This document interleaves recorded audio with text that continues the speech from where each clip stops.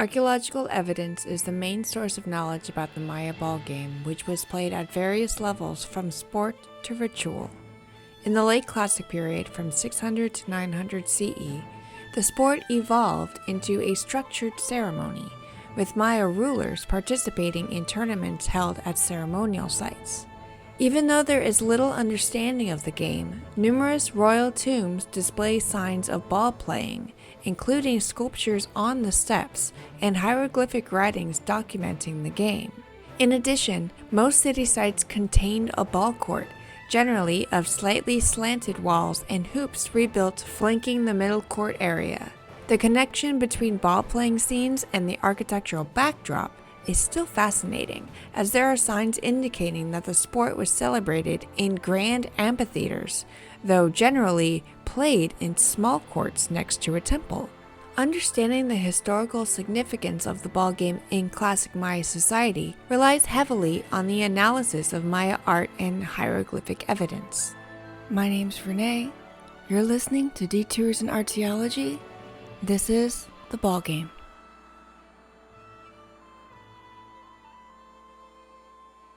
The Maya ball games held great mythological significance in ancient Mesoamerican cultures. It was not just a sport, but a ritual with a deep symbolic meaning. The game symbolized the eternal struggle between opposing forces, such as day and night, light and death, and the sun and the moon. The ball court itself represented the mythological structure of the universe, with the players acting out the cosmic battle through their movements and the ball representing the journey of the celestial bodies while also reenacting the creation of the universe. The outcome of the games was believed to impact the balance of the world, ensuring fertility, prosperity, and the favor of the gods for the community. Looking at my cartoon introductions, as a 90s kid growing up in America, Road to El Dorado, which came out in 2000 when I was 8, was probably my introduction to the world of the Maya. When I first learned about the area's history, mythology, and art, I was pleasantly surprised that it was apparent that a lot of research went into the art and in the backgrounds and even hints in the story that are made obvious when reading the mythology. It's not perfect, it is a movie, and it can be quite culturally insensitive to a still living group of people, so I'm sorry, but I still really enjoy watching this movie. This movie follows a couple of Spanish men, Miguel and Tulio. They are pretending that they are gods to scam the people in the Mayan city of El Dorado out of their gold.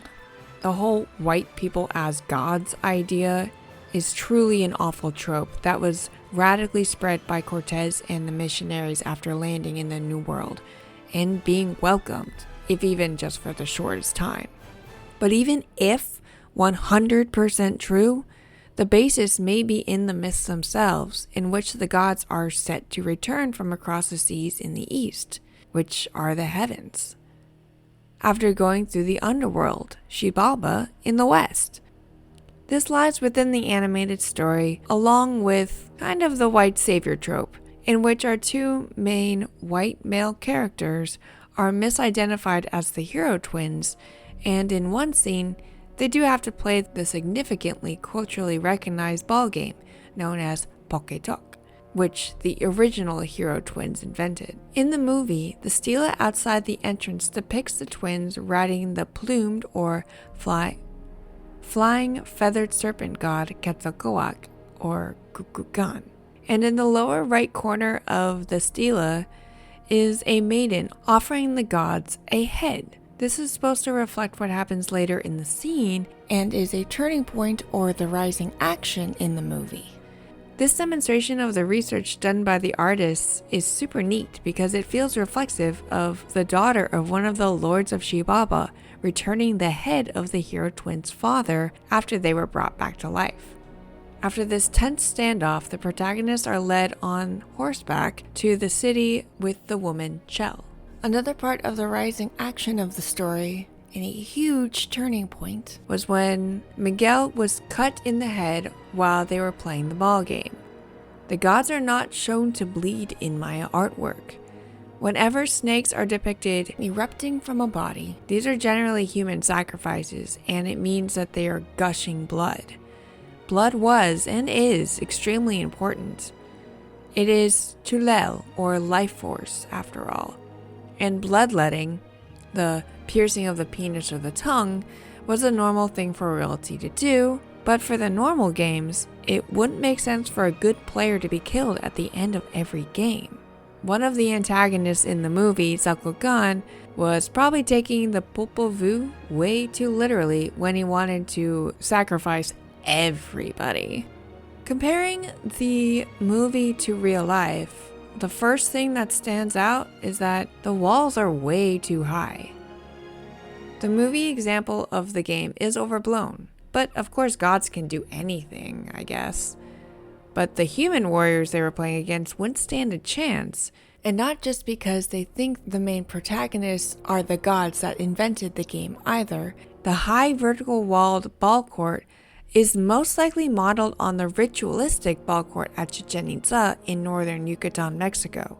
At this site, the walls are extremely high, have a slight slant on the bottom, and the hoops are very near the top, just like in the movie. However, this is not usually how they looked. According to Dr. Braswell, during the 2013 field school, this massive ball court was not played on. It was a symbolic and ritualistic arena where special events would take place, such as when kings from distant cities came to be crowned and recognized as rulers. This overarching hierarchy brought the separate Maya communities together under a single religion, under the control of the Chichen Itza leaders and into the larger Maya empire, especially in the classic Maya period and beyond. In the case of the normal version of the court that people would ritually play out the story of the hero twins, it is smaller, a smaller slanted version in which the players would actually run up the slant and then hit the ball into the hoop with their hips, knees, or feet. The rules that we can find today have been recorded by multiple sources. Diego Duran, a Dominican friar, never saw the Mesoamerican ballgame firsthand. Instead, he interviewed indigenous elders, providing valuable insights into the game. According to Duran's writings from the early 1570s, the Mesoamerican ballgame involved two teams trying to keep the ball in constant motion, hitting it with their hips or wooden paddles in certain regions.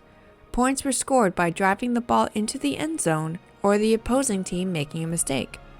On occasion, members of the royal family would engage in games, asking rulers from nearby regions to participate to demonstrate loyalty. Whether it was royal or ordinary athletes participating, the games did draw large crowds, with some spectators even losing large bets, clothing, or their lives in the case of prisoners used in gladiatorial rituals.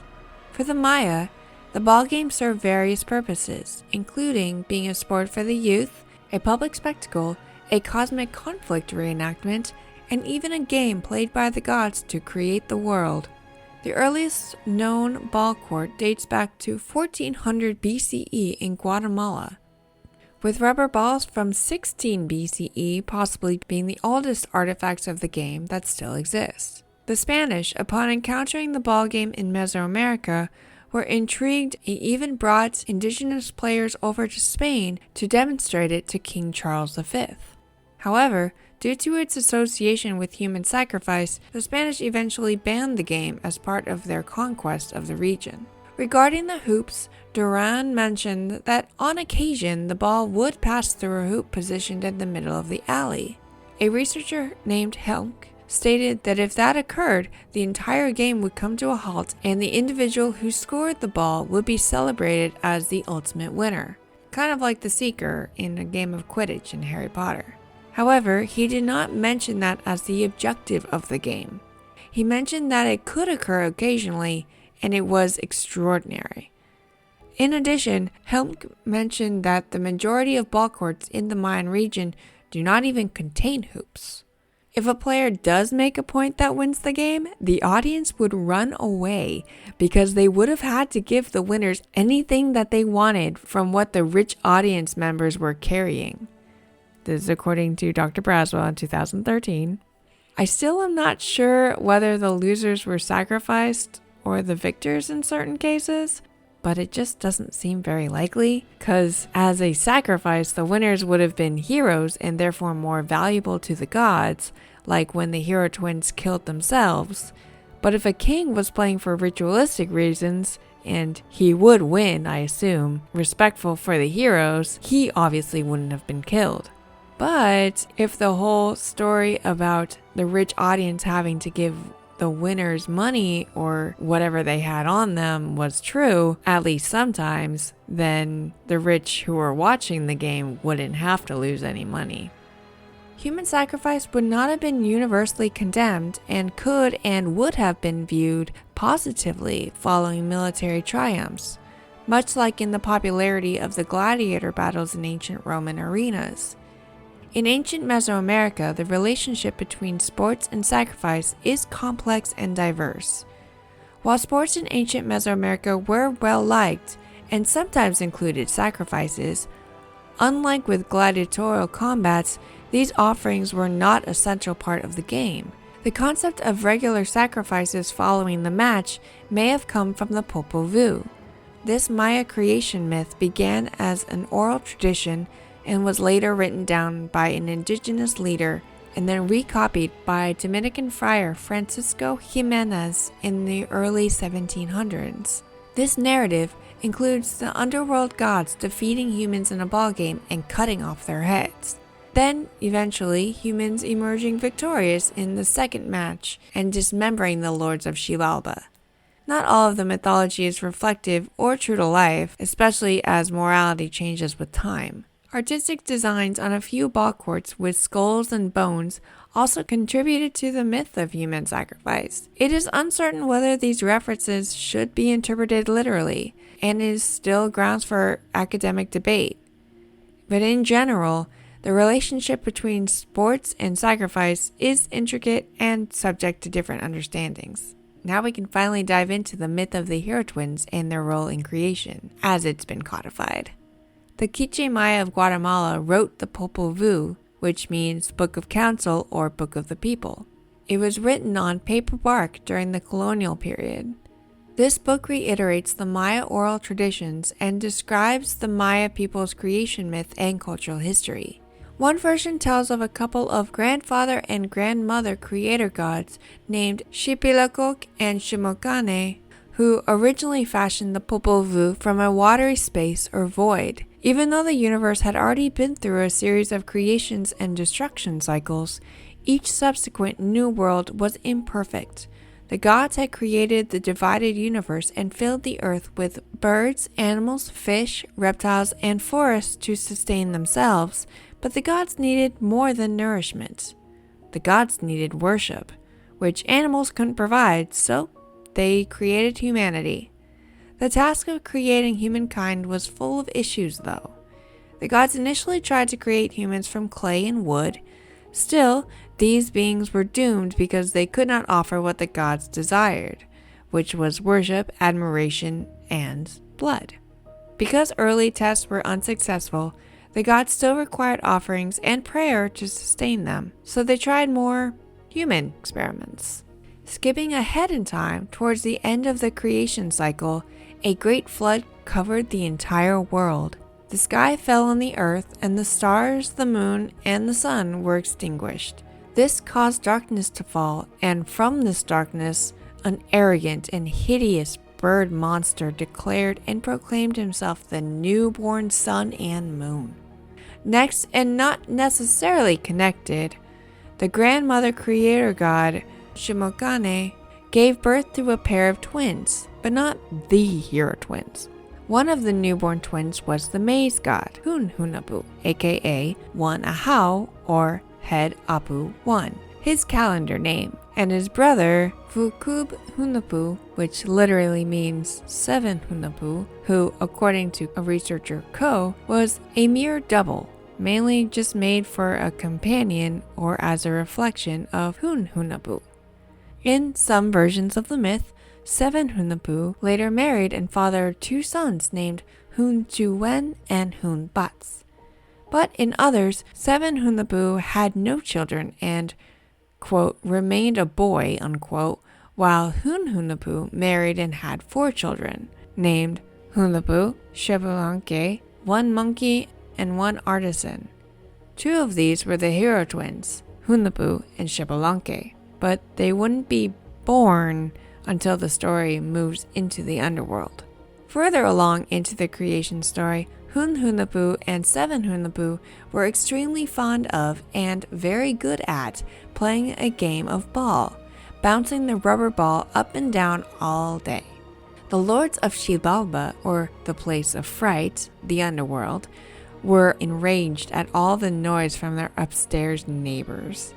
The lords of Xibalba therefore came up with a plan to trick and trap the twins by inviting them to play a game of ball against the lords.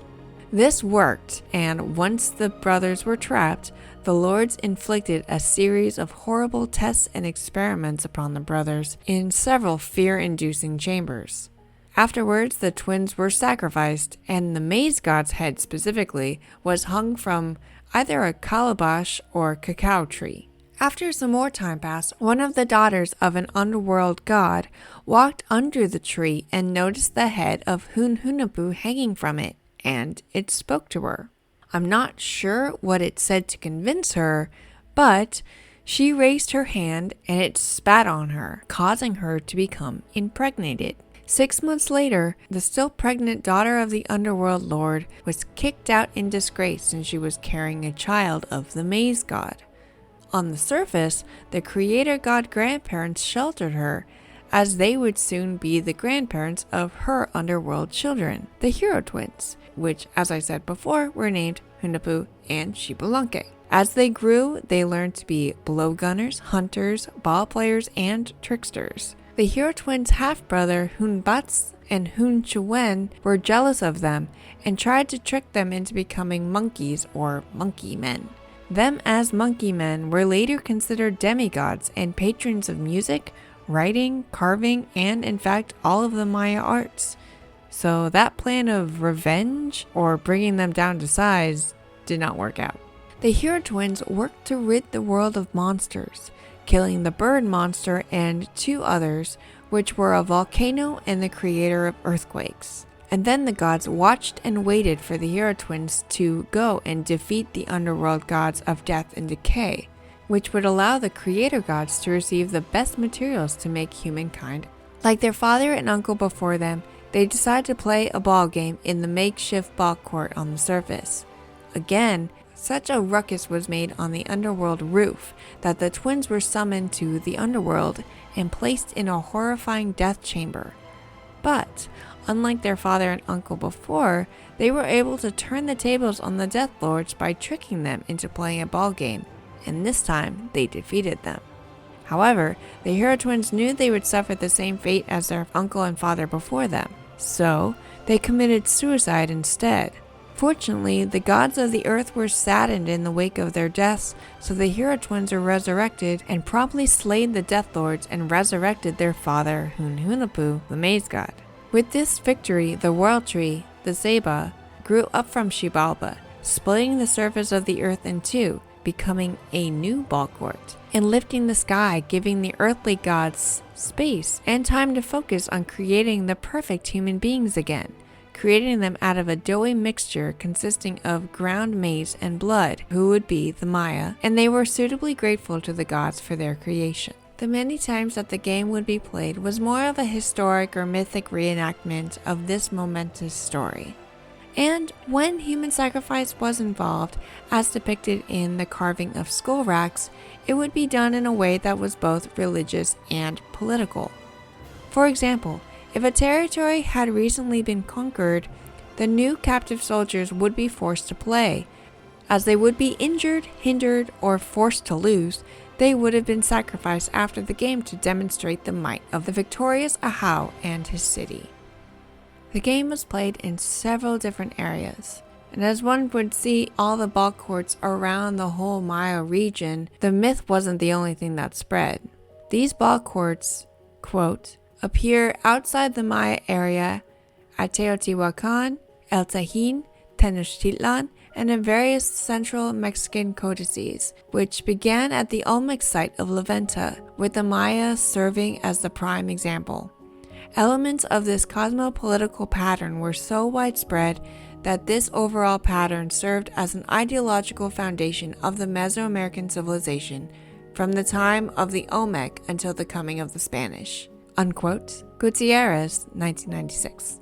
From the Olmec heartland in Oaxaca and expanding southeastward through Chiapas, southern Mexico, down to Guatemala, Honduras, El Salvador, and Belize, the ball courts show up everywhere, influencing various intertwining local cultures, including but not limited to the Mixtec, Zapotec, Classic Veracruz, Xochicalco, and Toltec. All had ball courts in their cities of various sizes, but with generally the same capital letter I shape. Even the earliest versions had these identifiable traits. This is also why it is thought by archaeologists specializing in the region that the game Hohokam is the southwestern indigenous Americans version of the game, where they are mostly found in Arizona. Like dialects, the rules of the ball games varied across different locations. However, basically all ball games were played on the capital letter I-shaped field called a playing alley, typically made out of adobe or smooth polished plaster. Falling on the field could be painful due to its hard surface. The end zones were marked at the top and bottom of the I, where the players could score. Sloped terraces on each side helped keep the ball in play. The angle of the slope affected the pace of the game and how the ball bounced. And remember, this ball was made out of solid rubber, so it wasn't air-filled. It was a pretty heavy and hard ball, so it probably would have hurt a bit hitting it with your hips. Most ball courts were around 65 feet long, 20 meters, or about 5 times shorter than a football field, much smaller than the 316-foot long and 98-foot wide, so the 96.5 meter by 30 meter court at Chichen Itza. Similar to gladiator bouts in ancient Rome, there would likely have been an interest in the spectacle of the act as well as the pride that would follow of military victory. The mythology of the Mayan ball game holds a significant place in worldwide culture due to its rich symbolism and historical significance. The ball game was not merely a sport, but a ritual reenactment of the sacred Maya creation story, often ending in sacrifice. The game symbolized the eternal battle between forces of good and evil, with the outcome believing to affect the balance of the universe.